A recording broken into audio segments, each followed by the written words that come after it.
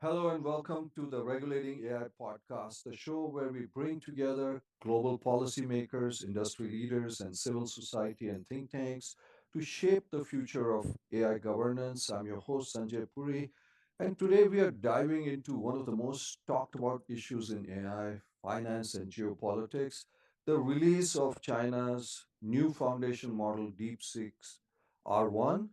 The launch of DeepSeek R1 has sparked robust discussions around US China relations, market impacts, and broader discussion about AI and national security.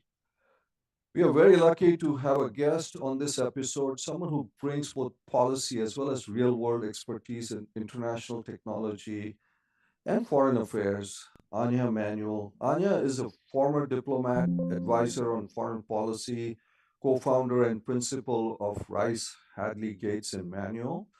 She's also the executive director of Aspen Strategy Group and the Aspen Security Forum, a premier bipartisan forum on foreign policy. She also served in the U.S. Department of State from 2005 to 2007 as a special assistant to the Undersecretary for Political Affairs, focusing on Asia. And she serves on a lot of corporate boards, including Ripple Labs and HIMSS and HERS, and a member of the Council on Foreign Relations and the Defense Policy Board for the U.S. Department of Defense.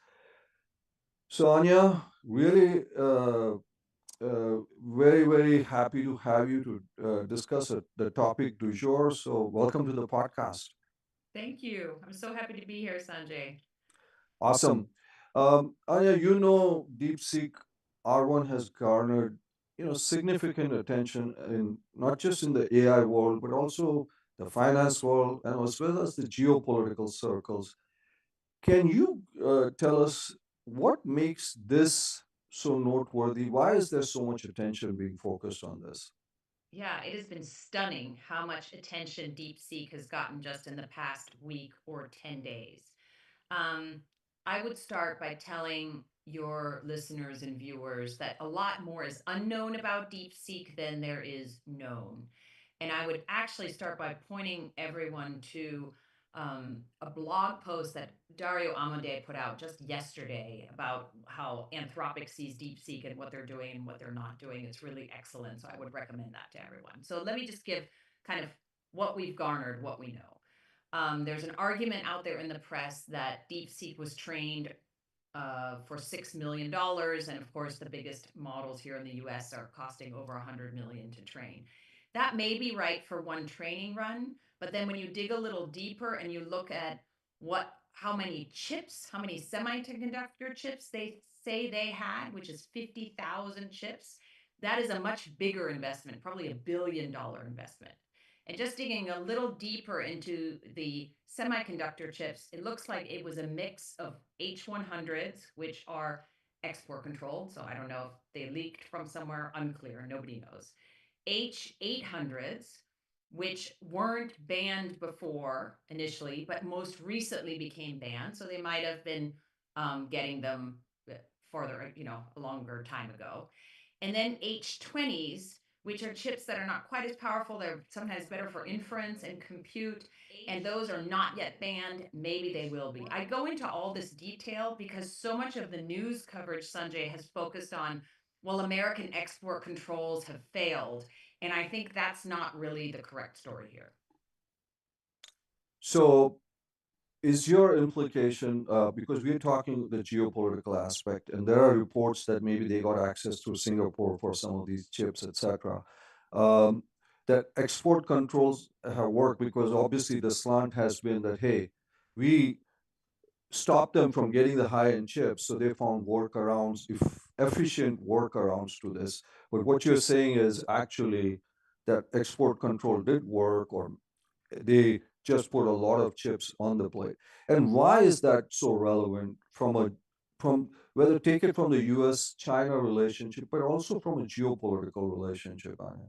Yeah, that's a very good way. I'm glad we're backing up and zooming out a little bit. So, um, what the United States has tried to do with export controls on the most advanced semiconductor chips and on the equipment, the tools that make the chips, right, is to slow, in particular China, but also Russia and some of our adversaries down in the race towards artificial general intelligence. Now, depending on who you ask, some people think we're way far away from that. Some scholars think we're pretty close. But the concern is that an AI model that performs at the level or better than humans in many categories, especially science and technology, could be a uniquely positive thing for the world, but could also be a uniquely dangerous weapon. And so when you look at what the US has done with these export controls, this was always going to be imperfect. I don't Mhm. think anyone who helped implement these thought, oh, China's going to get nothing. This was always going to slow things down a little bit. Western companies were still going to have to innovate and run faster. And I think that's still the world we're in here. Western companies will have to innovate and run faster. So let me just ask you a couple of quick questions.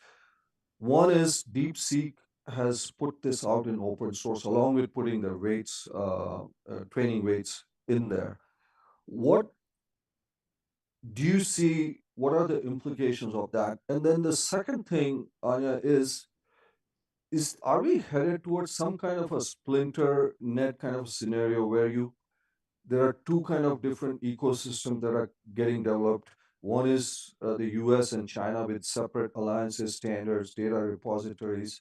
Uh, what is your perspective on that? Yeah, that's great. Those are really good places to go. Let me, Sanjay, if we mind, before we go to open source versus closed source, Mm-hmm. let's maybe have a short conversation about what is there to worry about with AI? Because I think Mm-hmm. sometimes it gets either totally overhyped, you know, Terminator, or no, really, there's nothing to worry about. We should run faster and look about all the economic gains that are going to come Mm-hmm. from this. And I think that is true. I'm ultimately an AI optimist. I Mm-hmm. think the way that this is going to transform various industries is amazing. You've talked about it in your podcast. You've had lots of business leaders on. I think we all agree on that. But I see this also from the national security perspective. And here's where in national security we worry about AI. One is artificial general intelligence, which we've Mm-hmm. already talked about, unclear when that's going to happen. Two, we worry about all the ways in which artificial intelligence intersects with other technologies to be physically dangerous to humans. And let me give you some example.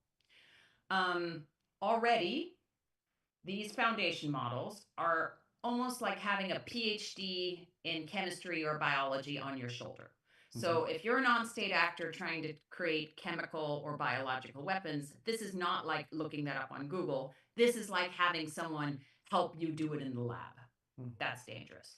Two, they can jailbreak their own safety testing. So, if they're supposed to have these um, uh, safety markers built into the model that say you can't do certain things, you want to make sure that the model can't be jailbroken. And from what I've seen, the DeepSeek model apparently is quite unsafe and Mm-hmm. quite easy to jailbreak its own security. That's a real problem. Three, you're worried about how AI might intersect with cyber and Mm-hmm. write very advanced malicious code. You're already seeing a huge uptick in phishing, in AI that is just much better at targeting you and getting you to click on that email that you shouldn't click on. Mm-hmm. That is just the very beginning. And so those are, I'm just listing some of those to show you. And Mm-hmm. then of course we're worried about unmanned drones, aerial vehicles, et cetera, et cetera. So just for your listeners to understand why we worry about some of these things. Mm-hmm. Uh, but so we worry about these things. This feels like that the world, I mean, one of the messages that we've been giving to the world is, hey, we've got a responsible technology, be part of what we are trying to do. Our ecosystem, you'll get access, we'll do it the right way. Now along comes China and saying, I've got the same, if not better, cheaper. Here's open source. I'll give it to you for free. Be part of our alliance. And it seems like, you know, uh, you have these two kind of paradigms going at the same time. Is that what is happening, and why is that important? Yeah, I think it is a little bit what's happening. And it's important because whether you are a closed model or an open model, I would say, and I think most responsible AI developers would say, you want certain safety features built in, and you want them to be these models to be tested before they're let out on the world. Now, the UK deserves a huge amount of credit here because a couple of years ago they were the first Mhm, to set up the UK AI Safety Institute. It tests very narrowly the foundation models for these types of worries that you and I were just talking about. It's not woke. It's not about discrimination, whether you're for or against that. There are other issues with AI, but this is mhm, really narrow, specific testing for national security related harms. The US then followed suit and set up a safety institute, and 10 other countries have followed suit. This is a really positive thing. And if I were advising the Trump administration on this, which I'm not, I would say just keep that narrow advance testing, that very narrow national security testing for all AI models, whether they're open or they're closed, and they're only allowed to be out in the world if they have been tested. Now, DeepSeek, we don't think was tested. There are some Chinese AI companies that have voluntarily run through the UK testing, which is pretty impressive. mhm. And so I think this isn't also, it just gets very nuanced. This isn't necessarily China trying to unleash something unsafe into the world. It's just this technology is racing so fast. It's really racing ahead of governments to think through carefully how to make sure we keep the good and prevent the bad. So, Anya, you obviously been in the foreign policy world for a long period of time. When you look at this, which historical precedents, like the Cold War space race, uh, can policymakers draw from to manage this new era of AI competition between global powers, especially given you now have a new administration, which literally has been there for a week or 10 days, and this has been dropped in their bucket? What would you say? Look at the history. Is there something that we can pull from? Yeah, it's such a good question. And the terrifying thing is, there isn't a really very good analogy. I would say the closest one, which is highly imperfect, would be to say it is as if multiple companies, private companies, from multiple countries around the world have at the same time invented nuclear power and possibly nuclear weapons. That's pretty scary Mm, because the way that happened in the 40s, the US got there first. And we did something very altruistic that I think the US doesn't get enough credit for. Soon after Hiroshima and Nagasaki, United States officials went to the United Nations and said, we need to control nuclear power. We need to think very carefully about it. It was the Baruch Plan, it was never taken up. Immediately, almost immediately, there started negotiations with the Soviet Union and the US about arms control. Now, the first arms control agreement didn't happen until 1963, but they started talking. And I say all this because it's really time. It's very, very important for the US and China to have real discussions about these issues. And there are some, they're super nascent. The Biden administration did some, what's called track one, government to mm. government. There are some track two experts, which is efforts, which is sort of experts from both sides. They haven't had, in my view, the ones that I've been a part of, had the level of urgency that we probably need here. But I'm all for talking, even if we don't get to a clear resolution or a treaty or something like that anywhere anytime soon. Finally, Anya, you're very, very busy. So, last question: what is this message to countries like Israel, India, and others? India just announced that they want to figure out their foundation model, and I'm sure Israel is looking at it with its amazing AI talent. And obviously, you see the Saudis and the Emiratis and others. This seems like a nuclear race that everybody wants to be part of. I mean, you talked about that we need to, US and China need to get together to do this, but what about the rest of the Well, to world? prevent harms. I didn't mean to do it together in the sense Right. of invading together to prevent the harms. Yeah.